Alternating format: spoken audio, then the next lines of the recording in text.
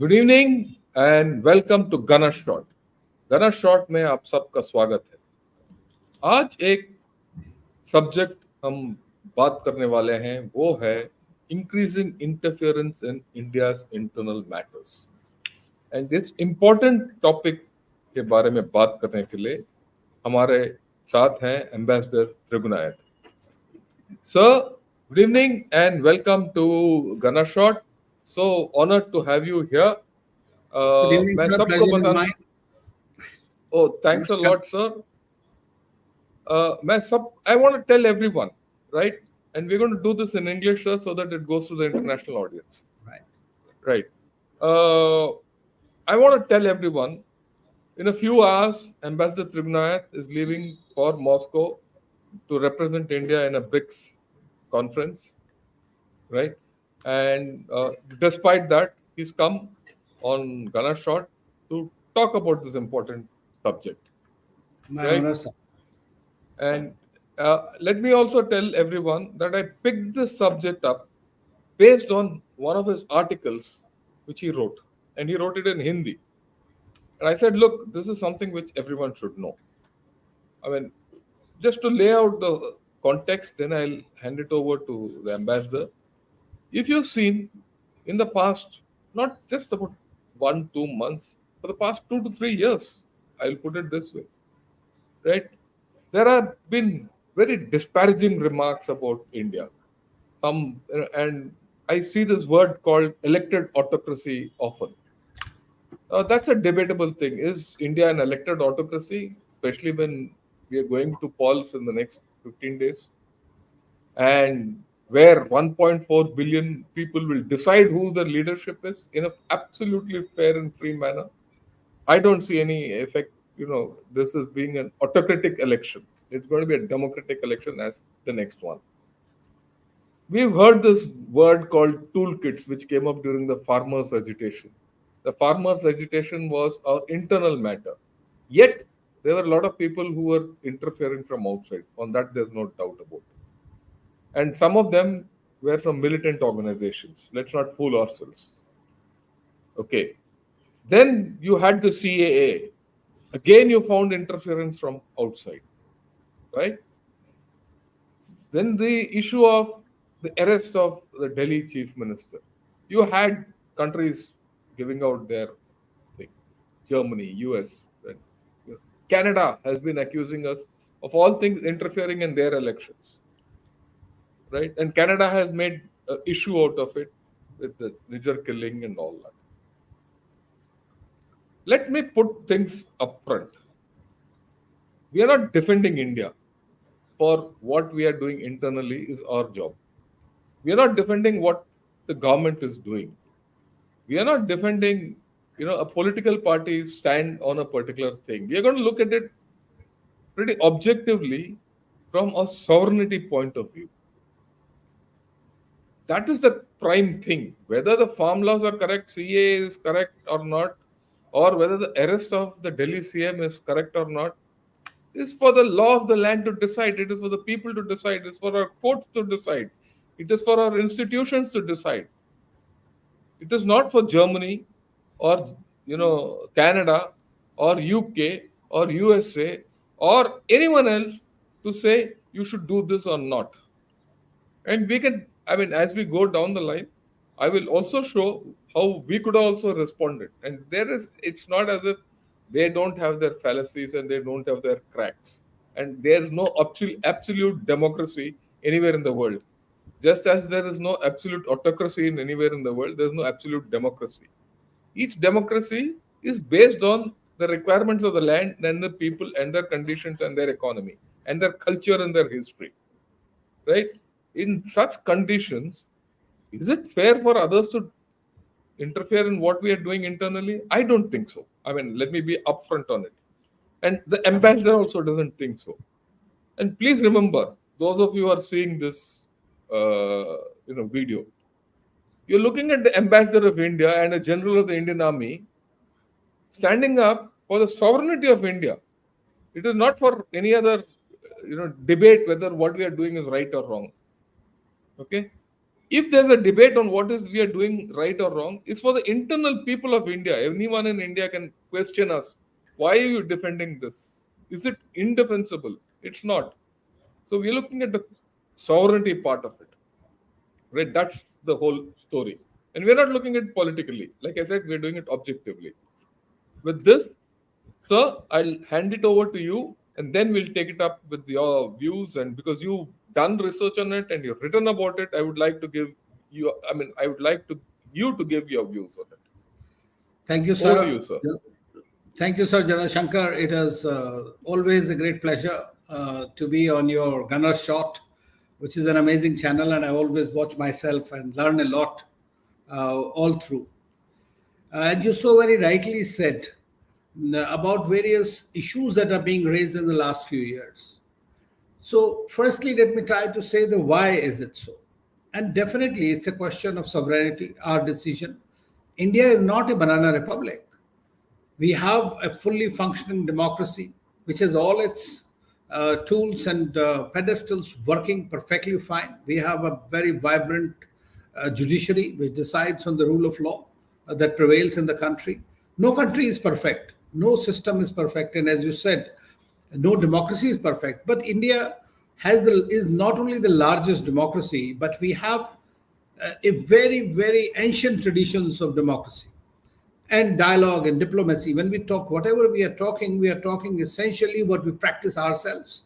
So that's why there is no question. But India is such a large country also. I remember when I was posted in Sweden, sir, the population of Sweden was just about 9 million. And they would be carping on everything that is done in India, poverty, the problems, the nuclear issues, and everything, without really correlating at that time with our external environment. And so I used to go and talk to the media there, to the policymakers and others. I said, look, you are not even half of Delhi's municipality. And you have problems also within your country. So what I always say, and the Americans or the Britishers or the Canadians or these holier than thou attitude that these countries adopt and think it is a matter of their right to interfere and comment on everything that happens in other countries. I would say that it's an old saying that you should not cast a stone when you're living in a glass house yourself. In majority of countries, and if you see the reports that come from Transparency International and several others, the very first pages will be filled with the kind of racism, the comments, the kind of discrimination happening against minorities and other issues in their countries.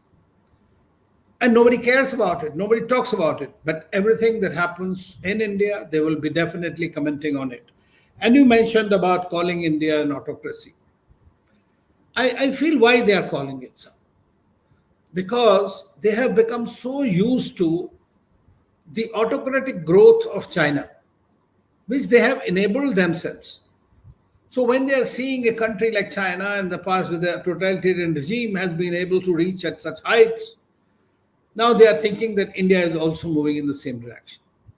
Because we are the purchasing power parity wise, the third largest economy, the largest democracy, the biggest peacekeeping operations, we participate all the time. It's the biggest market, the greatest youth dividend that India has at least for next 30 years, and is hoping to become a developed country. Now, there was another, on the Twitter and some other social media handles, I saw that in terms of purchasing power parity, as of this month, India has become the second largest economy, sir. So now this is something that is not really, in my view, palatable to these countries. So they have to start finding fight. I don't say that we are perfect. We have our problems. Problems happen in every country. But look at the 1.4 billion people. And some countries, the other most powerful country today has about 300 maximum. Now with that kind of a thing, then look at the amount of problems and how those problems are being handled. You look at the poverty. Everybody will talk, oh, India is so much poverty. And you are talking about being a second largest economy or whatever it is, and you have big ambitions. But look at how many poor in the country. But they would not say, sir, that you had brought out so many poor people out of the poverty, which is a kind of an example in itself. So they cannot, they need India because India has arrived in a great way in many senses. Strategically, the economic pivot is moving towards India. So what they try to do is try to keep you on tenterhooks. And that is the strategy which all, defense people know much better, sir, about this gray warfare strategy, in which gray zone warfare, in which, of course, China is a master. The Western countries are masters. We have seen the kind of narratives that are being paddled during the Russia-Ukraine war, Israel-Hamas war, one-sided stories. It's absolutely trying to just put something what you want to convey. They are interfering in this through cyber attacks, through various kinds of means and tools available to them. You mentioned about the farmers' agitation. It is a problem of India. There were certain rules that were agreed, certain laws were passed, they were not acceptable, they were withdrawn. But there is a way to do it in a democracy. People do protest and it is allowed.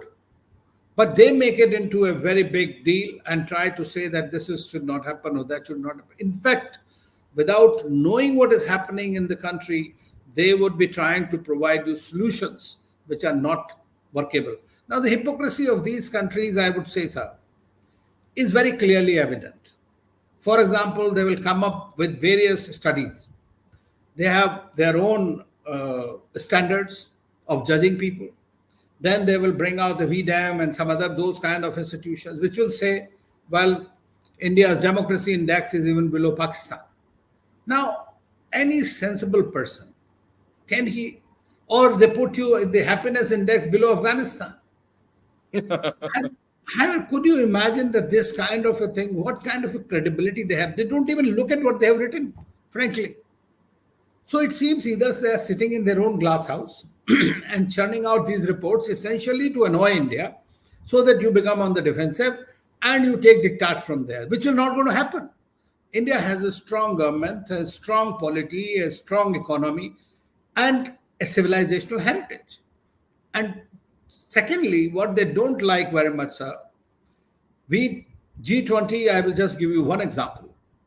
Because the way India conducted the G20, the way we arrived at various congruences with different partners and the fighting countries among themselves, with the two superpowers on each side of the aisle, we were able to bring about that. That is something that they find grudgingly accept India's role, grudgingly, but don't want it to become a narrative by India. That's what we have done. So these are the kind of things that have given them some kind of a strategy they have created every time. And now this time we are hearing in much more, and we will, I'm sure till June happens, we will have many more like that. Now, if a chief minister, if he is accused of doing something wrong, should the law not take its course? Which country? I mean, they themselves have sometimes put people behind bars who have violated the tax laws or other laws or their criminal activities. But no, we do not talk about that because this is their internal matter, how they handle their governance architecture. On the other Look at hand, this. yes, sir, this is the same thing, like you're mentioning. We don't say that they have done the tax embezzlement of this and that. So I feel, sir, that we will need to be prepared and prepared in and countermeasures because, see, this is not something which is one-off. We will continue to face it going forward more and more. So we'll have to find ways where we have a robust communication strategy, which personally I feel today, in my view, is probably lacking in content and lacking in the drive and lacking in the force. So I feel that it is very important because this is going to be a war that will have to be fought, this information warfare, which have to be fought in that space. And with the social media, it has become far more invidious. So I think that India will have to continue to work a lot on this and not bother. I mean, you have seen that another hypocrisy, sir, I would like to mention. We have seen the two cases of Niger and, for example, Panu, the two I will just mention, Canada and USA. In the garb of their sovereignty, or under the garb of human rights or whatever it is, they started accusing India of doing something. And India said, we don't do it. But if you have an evidence, bring it. We will look at it, investigate that. But that's not acceptable. Off and on and off and on, they will continue to bring it up. But the fact remains is that they are talking about a person who went illegally. They just took him into the country, gave him refuge, and then they are making a hero out of him. A terrorist being made a hero out of it. So what they are doing is they are creating the constituencies of terrorists and extremists to operate outside as a toolkit for them. So that is something that needs to be exposed. What is more important? Do you consider, are they considering that good terrorist and bad terrorist is the right way to go ahead? Or my terrorist is better than yours? That you can't take any action against them? International Court of Justice, United Nations institutions, multilateral institutions are all totally defunct today or ineffective. So it has become just like that, my way or highway. That is the kind of situation, sir, which is happening. And in that, it is absolutely an imperative that we need to work on it. While, of course, addressing our weaknesses. If there is a friendly criticism, if there are weaknesses, they come up. We know them, but sometimes they are flagged by others. They should be addressed by us also. So I'd like to add a few issues to what you have Sir. said, and which is something which all of us need to understand, and which I think anyone who sees this program also needs to understand. The first is, India, I think, has reached at a place where we are unstoppable anymore. And I'll give you the reasons for this. You look at the economies which are ahead of us, leave USA out. China, Japan, and Germany. These are the three economies ahead of us. These three economies had a peace dividend, anything ranging from the Second World War and China from 79. They have not fought a war. We've had wars right through 47 was 65, 71, Kargil, 62, then the proxy war which we fought, then the Eastern Ladakh intrusions. We've been fighting every 10 years of war. Take it into account. Second, these three economies were aided economies. They were restructured and aided by the USA. And the West. For whatever reasons. I have no problem with it. But they've done it. No one has aided us so far. We are not an aided economy. No one has aided us to become where we are. Third, through these years, till as recent as the S-400 deal, we've been under sanctions. Even this S-400 deal, people were contemplating putting us under sanctions and CATSA. Whether when we fired our own missiles or when we did our nuclear tests, we were put under severe sanctions, MTCR and what have you. A opposed economy, completely under sanctions, a war-torn economy. This is our history. And don't forget the kind of disasters we faced. Despite that, we are the fifth largest economy today, about to become fourth. I think we've become fourth, right? And to be the third largest economy in a matter of time. It's a matter of time. We all know that. And in my opinion, this is what scares the West. Yes. In the case of China, they are pulling the plug. You can make it out. They're pulling the plug out of China, and it is good, because China has grown to a place where it cannot be managed. It has to be contained in some manner. We are okay with it. Whereas India can't be stopped. You might be delayed, but you can't be stopped. One. Number two, which many people will agree with me, and I'm sure those countries who have criticized us also know that without India, those people also can't contain China. After all, they've made a monster out of China. Now it's very difficult to control the dragon. पहले तो dragon नहीं था, अभी dragon आ गया. अब उसको कैसे संभालोगे? So you need a heavyweight next to you, and if you need an alternate to China, it is India in size and scale. There's no other country in the world. You can take some industries to Mexico, you can take some industry to Malaysia, some to Vietnam, but वो तो चुनमुन है. Ultimately, people have to come to India. This is what I think worries them. Like you rightly said, will India go out of their grip? And my way of looking at it is India has never been in their grip. We've never been in their grip. In fact, for people who have forgotten, right, as late as 98, right, till even the Kargil operation, USA was no friend of ours. It was only after that our relationship changed with Mr. Stroke Talbot and late Jaswant Singh. Raksha Mantri Jaswant Singh as Jaswant Singh. foreign minister. Yeah, they were the ones who changed the relationship.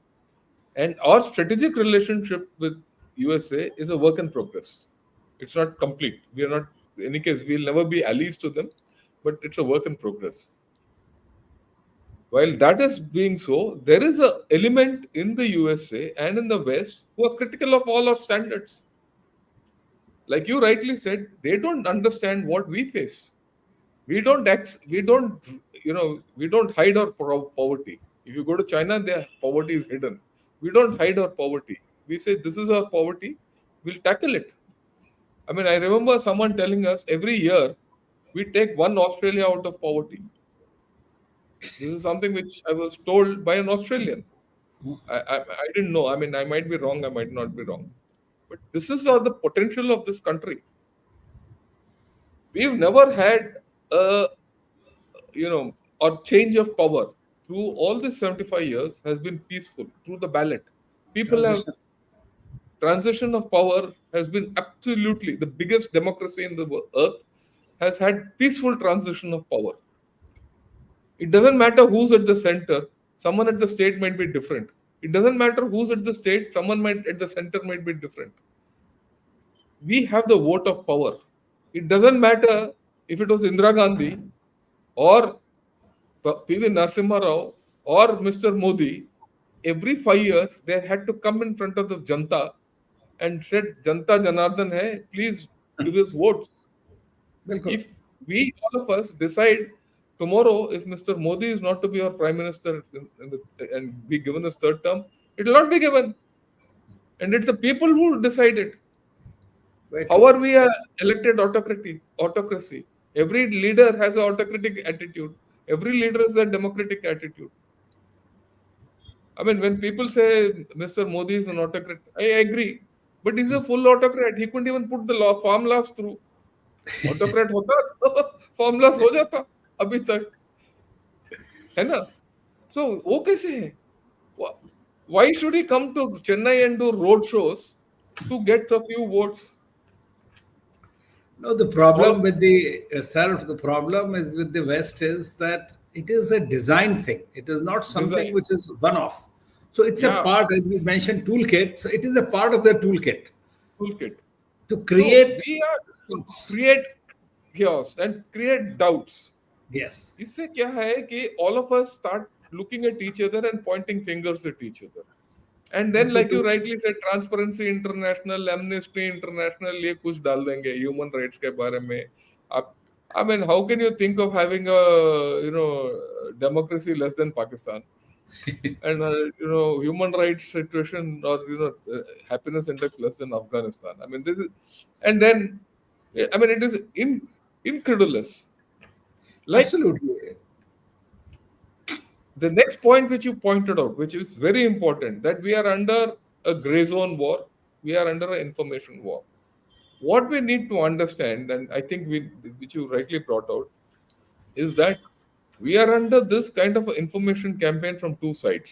One is the West, who are supposed to be our friends, who they expect us to cooperate with to contain China. That is the larger aim. Let's not fiddle around with semantics. We are doing that. Okay. On the other hand, you have yeah, 1 minute. On the other hand, you have this Pakistan and China carrying out their own information warfare against us. So Yeah. in this kind of a context, I think it's time, like what you rightly said, definitely a plan, a national strategic plan of communication, right? And how we do it have to involve all our ministries, everything and then everything, and the whole thing. So this is, I thought I'll put across some of my views. You put across your views.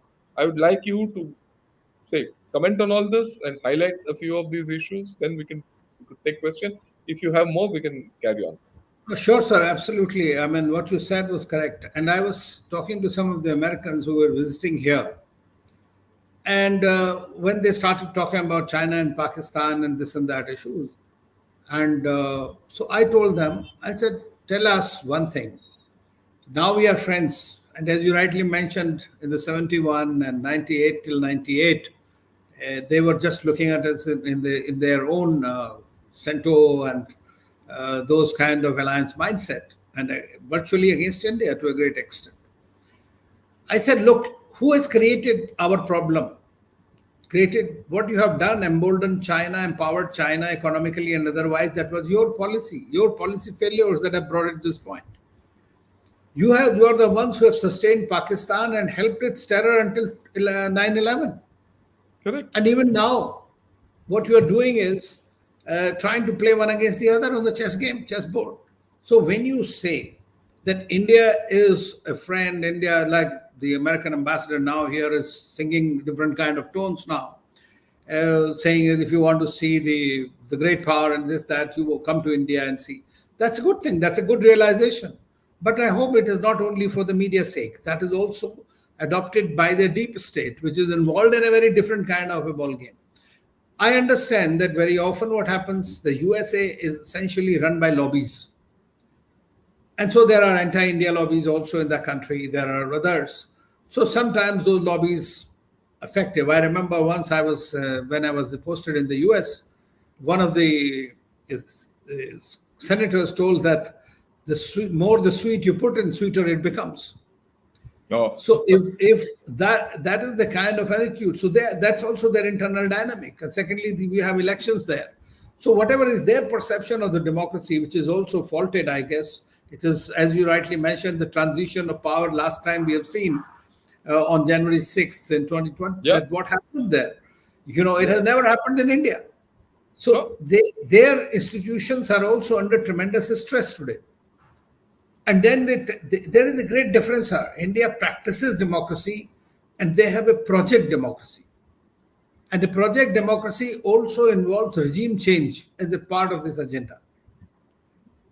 Likewise for China. China also adopts these methodologies to their advantage Yeah, yeah. against India every day.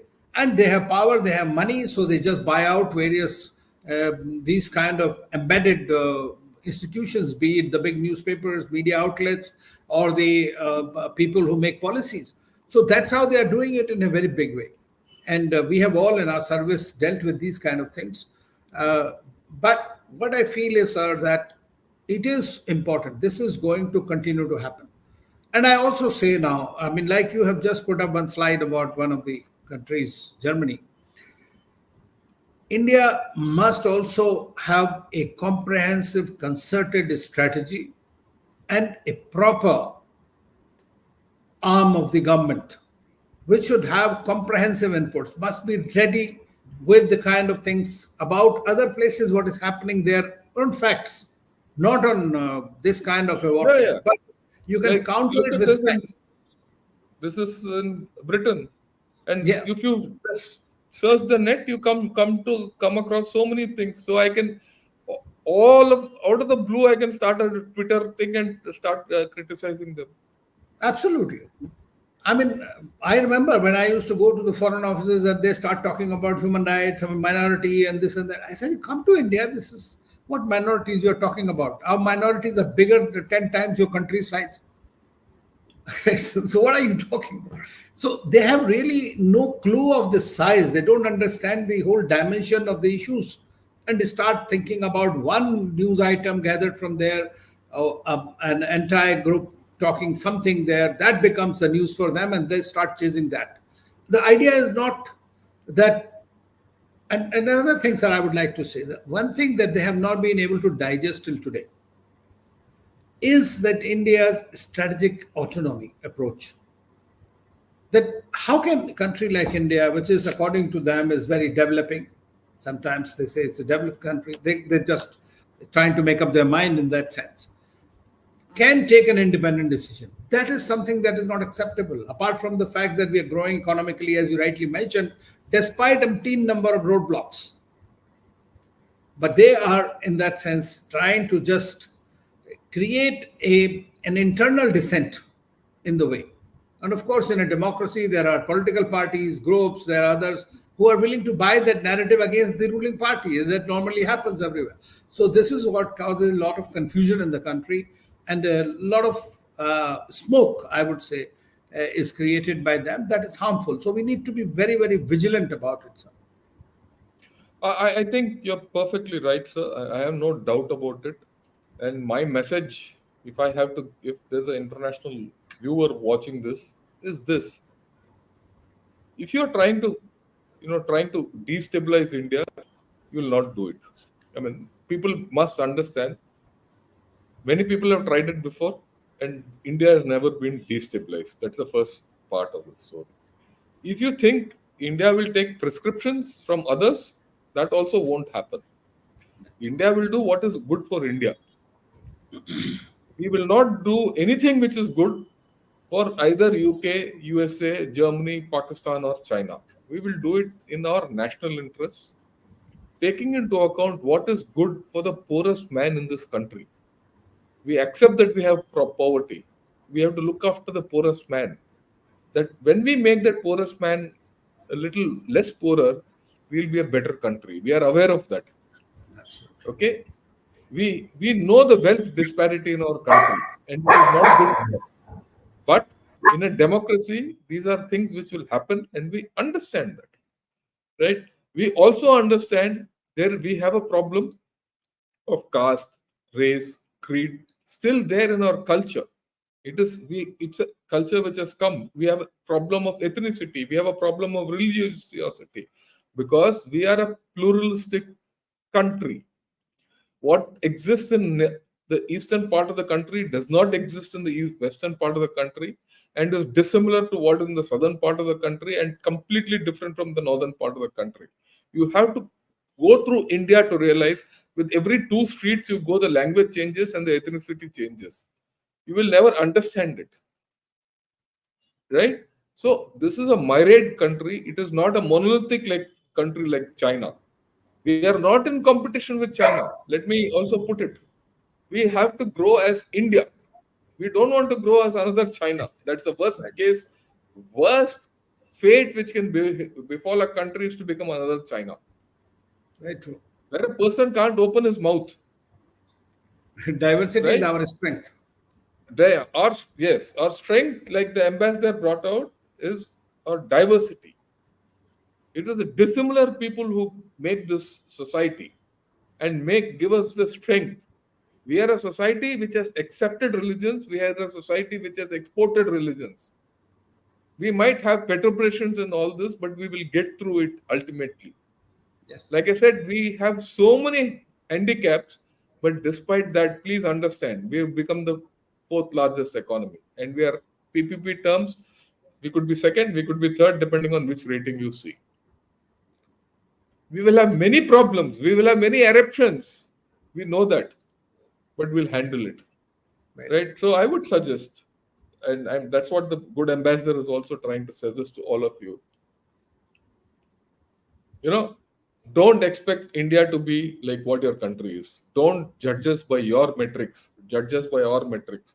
And we know our metrics. We judge. Our aspirations are based on our metrics, right? This is what I thought I will put across. So you could sum it up, and then we'll take a few questions. Well, sir, I think you very rightly put everything. I believe that they should also try to put their own house in order first. That's very important. They have their challenges, both geopolitical and otherwise. India is in a sweet spot today. It is a swing power, and a power which follows a principled foreign policy, I would say, in international discourse, not to undermine countries, not to attack countries, but to build friendships and bridges. And the only country that can possibly build bridges between north and south and east and west is India today. And that's why every country looks up to India in a way and do appreciate it. But sooner they start working it and they stop prescribing something, um, like a doctor who has not seen a patient and just tells you eat this medicine or that medicine. So I think that that is something they should develop proper knowledge about India and then only start thinking about what it is.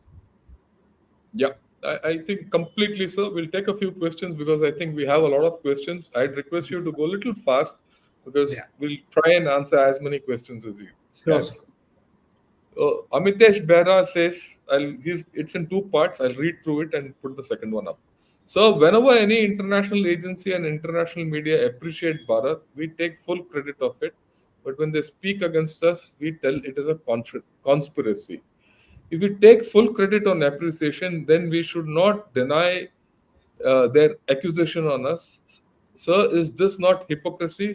I am a very proud Indian, but I cannot deny this fact. No, I would say to Amitesh that we are not trying to defend the indefensible. There are weaknesses, but those weaknesses only we can handle them. And we will be able to do that. But then you have to see the intent of those countries and the agencies. I mean, I mentioned about the democracy index. I mentioned about uh, about other Happiness index. countries, and so many things.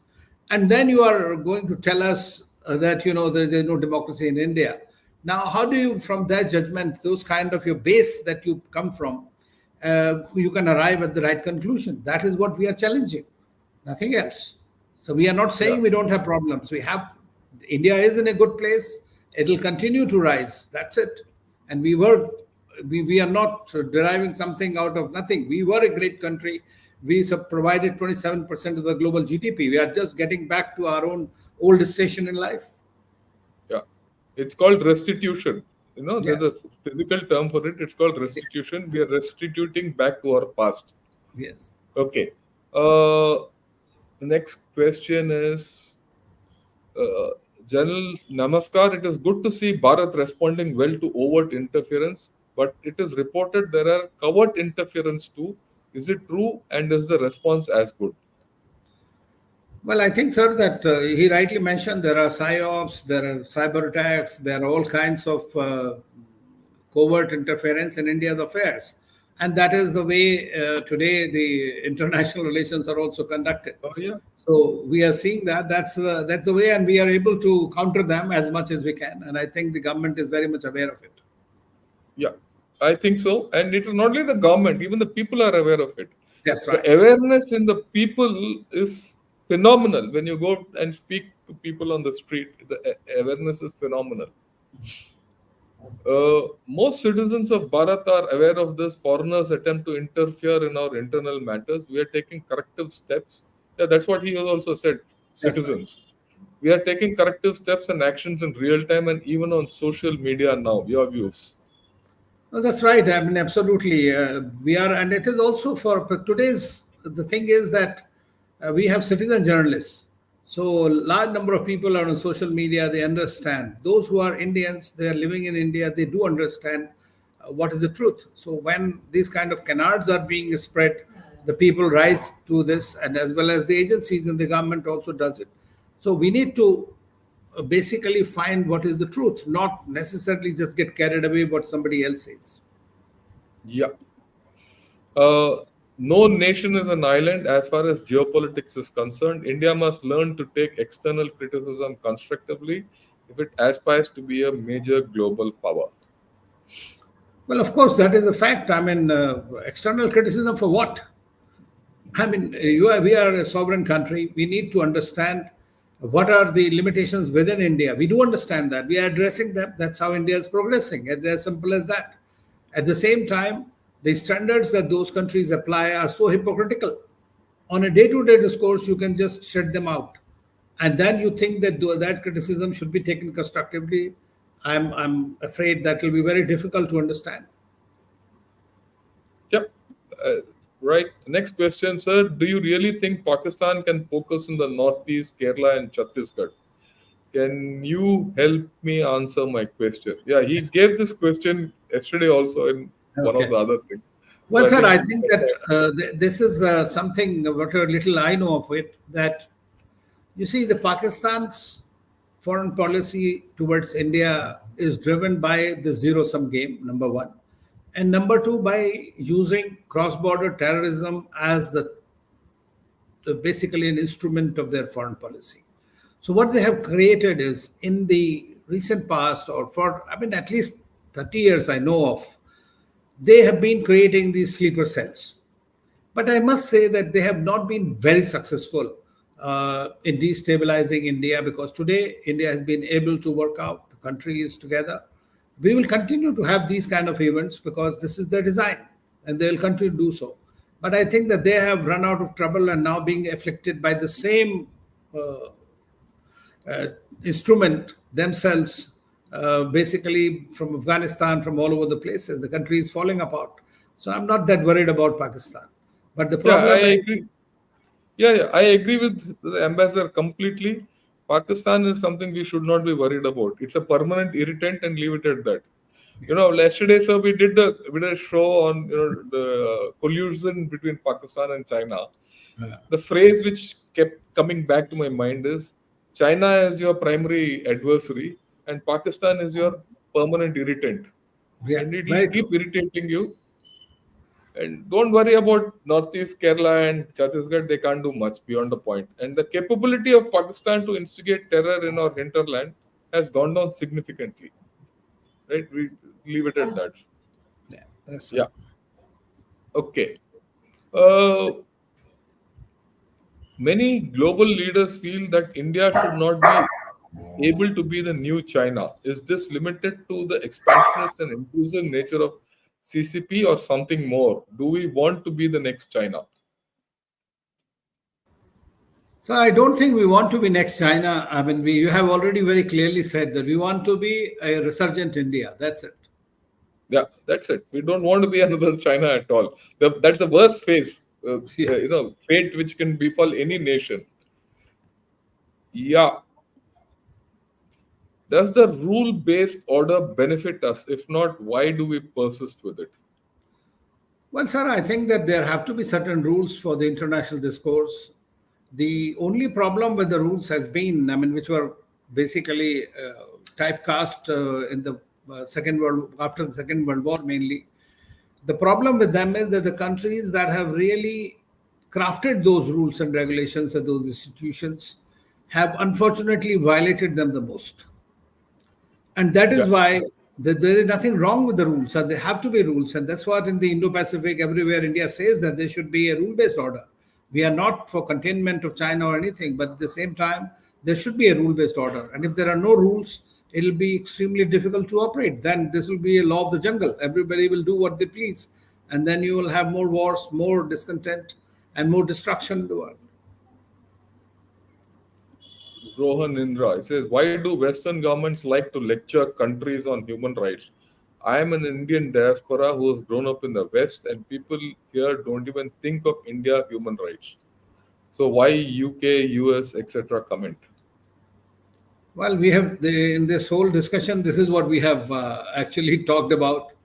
That this is their deep state in their country, Yeah. which is in their toolkit, as simple as that. I mean, and they need to do that in order to put down the other countries which are just coming up economically, politically, foreign policy wise, and otherwise in every which way. And so Yeah. obviously this is something they are unable to adjust to the new reality of the world. Okay. Ambassador Sir, you mentioned Pannu question. As a Punjabi, I think Canada, US, West belittles our right to live peacefully in Punjab and is racist and lack of respect of our lives, safety. Your views. Well, I fully agree with you. I mean, they are what they are doing is, I think they should have to do soul searching. And I can only give an example of Pakistan to them. Or if they like them so much, I mean, another thing is that why don't they create a land for them and they can live happily there instead of trying to create instability in India? And on the contrary, when India reacts, then they become very defensive and then they want to go on become ultra moralist. I mean, that kind of hypocrisy has to be really exposed. And I'm afraid that this is something that they will eventually understand. Yeah. Now, Abhijit Mukherjee is a little aggressive. I think he's okay, but we'll read it out. India should simply say, "Who the hell are you?" A third party singular in number to comment about us. You better keep your dirty mouth shut. Don't get too angry about it, but you have to see it diplomatically. Yeah. Okay. I mean, Look, and if you see this, we communicate. I can give you an example. Like, for example, when the we were started buying oil, our foreign minister, Dr. Shankar, was confronted there, and he gave a response very nicely. He said that what you are importing in an afternoon, we are importing in 1 month from the Russian oil. So that was a very good enough answer like that. So we don't have to tell them; they'll shut up by themselves eventually. yeah, okay. I'll not take comments on our internal politics because that's not what we are listening. So Right, sir. I'll just take your views on. Uh, okay, this is an interesting question. Let's. Uh, South African countries are with China or with India? Well, I think that it is very difficult to say. I think that every country has to look at its own interest. China has been very aggressive in whole of Africa, and not from now, for quite some time. I was posted first time in Africa in 1983. So from then on, I have seen how the Chinese have moved around in the countries.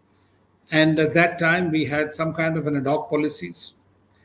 And so very often we saw that we did not have the resources, but still we were providing them all the capacity building assistance. So at the grassroots level, at the goodwill level, I think they prefer India, they connect with India much better.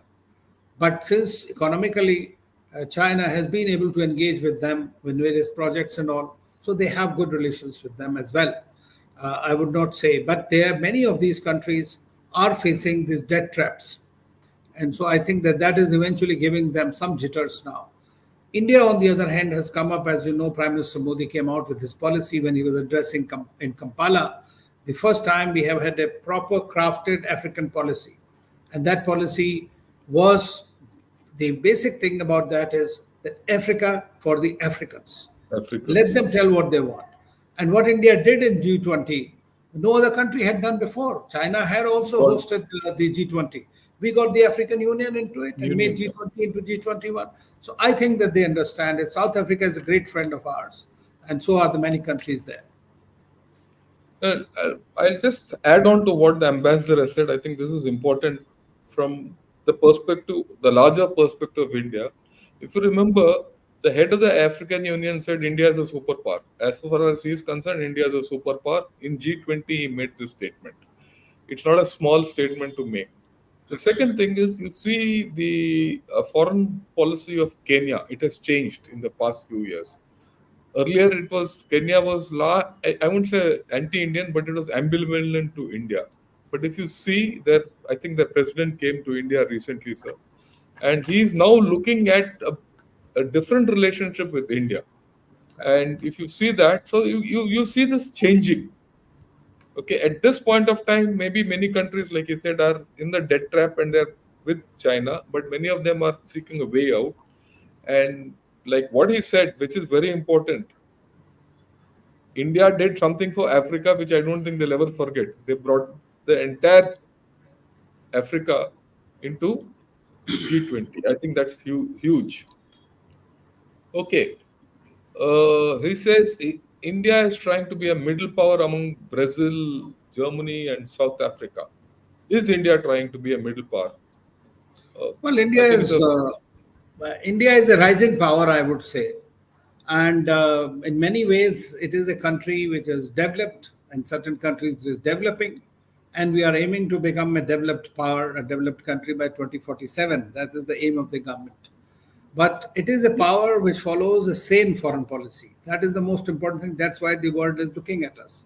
We have become the voice of the global south, not because we are like that, but because they trust us. They believe that we are going to get the best deal for them. So we are not in competition with Germany, Brazil, or South Africa. They're all our partners and friends.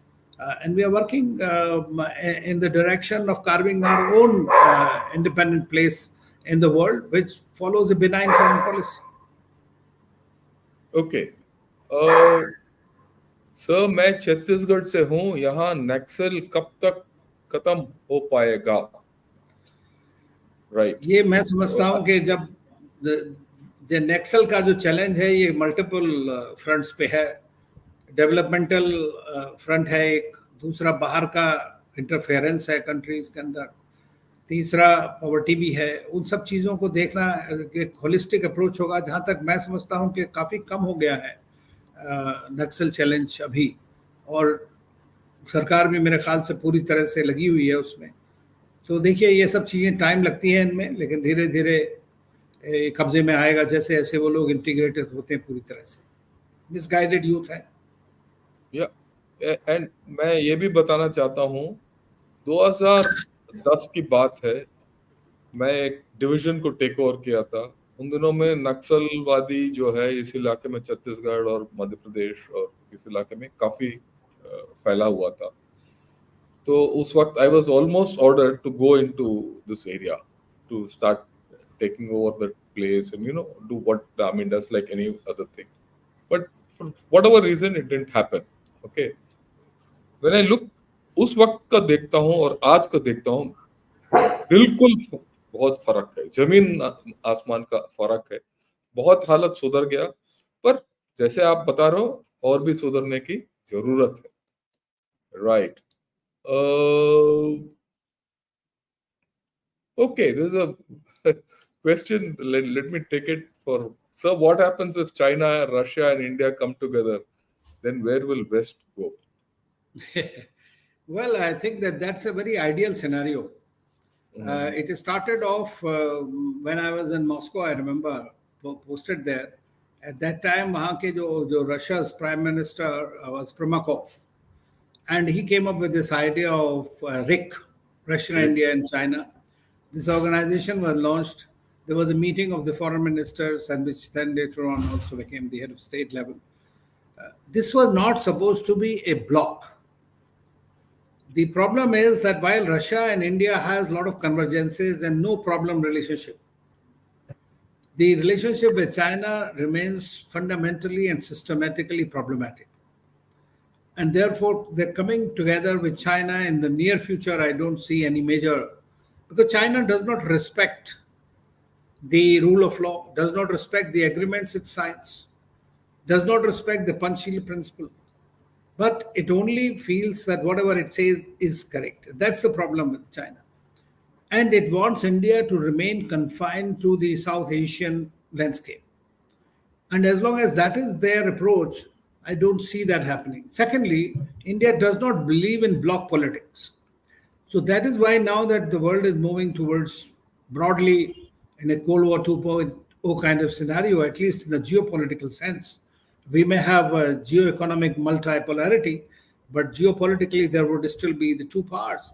And then you will see India emerging as a pole by itself, which will be looking after the interests of most of the developing world.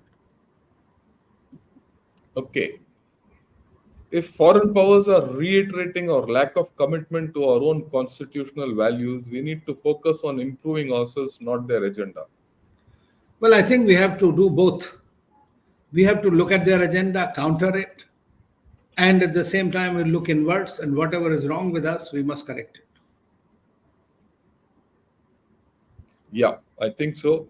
And of course, from P Gurus, this is a thing which Shriyar has put. Like guys, this is a superb discussion. I have Thank no you. doubts about it. We have been very open about the whole affair, right? And we've been objective, not subjective, right? We are not political. It is a completely apolitical discussion, and that's how it is. So, okay, off the cuff, but well, let me this thing. Do you feel China is behind the Middle East tension since an alternative to their Belt and Road was unveiled in G20? No, I don't think so. I mean, West Asia is one area in which I'm quite well involved, and I don't see that it was China created this Middle East problem. Israel and Palestine issue, or rather the Israel-Hamas conflict, is essentially due to non-resolution of the Palestinian issue. And as long as the fundamental aspect is not addressed, it will be extremely difficult to find any kind of a modus vivendi in the region. So I think that it is not that. Of course, indirect effect of this war that is ongoing between Israel and Hamas is that currently the IMEC, especially as far as the Saudi Arabia component is concerned, is on a back burner or a hold. But at the same time, India, UAE, and Greece are continuing to progress on this project in a full-fledged manner. As you know, Prime Minister's visit to UAE, and I want to also tell you this. I mean, being an basically a commentator on West Asian, of a student of West Asian affairs, I can tell you one thing is that in India's foreign policy toolkit today, the best results that have been obtained are in our West Asia policy. Yeah, I think so. So our West Asia policy is a success because we have Successful. one large part of the West Asia on our side, and that is why you find that our Kashmir problem has also come to hand. And you just see the latest statement from that joint statement between Saudi Arabia and Pakistan. Pakistan, You will absolutely. see how the thing is because Pakistan has gone flat after that. Yeah. Okay. Uh, yeah, yeah. India showed a model, working model for G20, but because of round robin model, do existing powers have incentive to indulge in degrading its effectiveness? Is shared responsibility realistic? Well, I think that you see the only problem with the G20 is that it is a recommendatory body by consensus. So it is presumed that once a consensus has been achieved, the top countries and the economies of the world will follow those rules. And they are being implemented by different other institutional mechanisms. So I think that what we are talking about is the shared responsibility essentially lies in two things very importantly at this stage. Or third one also now, the AIA and others have come up. The first one is climate change. So in the climate change, there is no point, no, there is, we don't have much time left. So we have to address it head on, and the countries have to work together for this. That is, otherwise, it's a societal thing that we are heading for. Other one is terrorism, in which countries are still following a discriminatory path and supporting terrorism in some part and saying something else elsewhere. So I think that that is one. And thirdly, of course, in the artificial intelligence, financing, and others, those reforms of the institutions, those are very important. Now, more and more people are talking about it. There are certain people, they may not be happy, but at the end of the day, what we are looking at is are the broader things which are far more important to be addressed and that have been addressed under India's presidency. Yeah. So I'll take this last question because it's So, an interesting question. So, can you say several bad things that China did to explain why China doesn't respect rule of law, why China has no principles, why China is bad? well, I want to say that the biggest thing about China is that China follows a policy of deception. It's a master in the art of deception. It is now, it does not recognize today the current existing order as it prevails. It does not subscribe to it. It has come up with its own new initiative, a new kind of an order that it wants to impose on the world. For example, its global security initiative, its global developmental initiative, global cultural and civilizational initiative, its Belt and Road, and they are non-transparent. Now, I would not say. Secondly, I would just for a thing that directly impacts us, apart from the border uh, problems that we have with China, which we are handling very well. The problem, look at this. China says on the one hand that it is suffering from terrorism and there is fight against terrorism in the platforms everywhere he'll speak. But when it comes to terrorists from Pakistan, it puts a technical hold in the UN Security Council committees. Now, that kind of an hypocrisy doesn't pay. And we have seen what happened to their own engineers in Pakistan. So that is something that China will have to understand. But China thinks that it has arrived on the global stage. It can replace the existing order. It can be a counter to the American influence. So we'll have to see how it plays out. I'll give you two concrete examples. why China, where China does not respect the rule of law. Concrete. One, Hong Kong, the way it has usurped Hong Kong, despite a treaty. It has just broken a treaty and usurped Hong Kong 25 years ahead of time. Second, you see the 11 dash line that turned into 9 dash line and now it has turned into a 10 dash line. Okay? So there's no rule and it was never there. So I'm just giving you two concrete examples. We can give more, but what the ambassador said is more relevant. You have to look at it at the larger picture as to what China does. So I think we've Yes, sir. done the whole thing. We've had some tremendous discussion.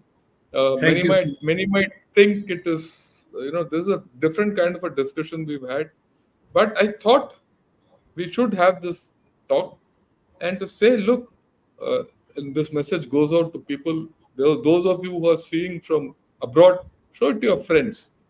Those of you who are within, just send it to your friends to say what are the issues which are there when others tell us and start interfering in our affairs. And on the contrary, if you see, we've never done that outside to anyone else. We've not told UK to behave the way it should, or USA, despite all that. So that's what I thought I'll this thing. And in the end, thank you for all of you for attending. And I must thank the ambassador Thank you, for sir. coming just before he's going to Russia. So nice of you, sir. Thank And you, I'm sir. honored that you made it possible No, no, to it's come my here. honor, sir. Great pleasure. Thanks a lot. And good evening and Jai Hind to all of you. Jai Hind, sir. Jai Hind, sir. Thank you.